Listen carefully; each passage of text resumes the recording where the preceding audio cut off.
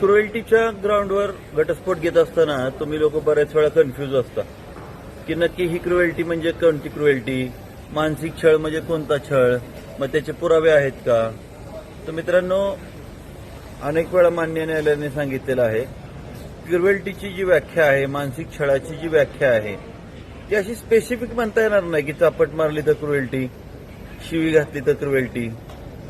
तुम्हाला जी गोष्ट सहन होणार नाही आणि जे तुमचा पार्टनर करतोय परंतु तुम्हाला ती गोष्ट सहन होणार नाही, ती गोष्ट आपण क्रुएल्टी म्हणू शकता.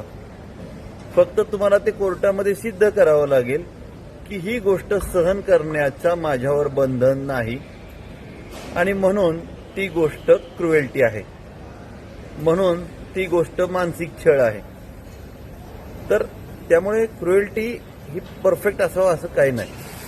That is important.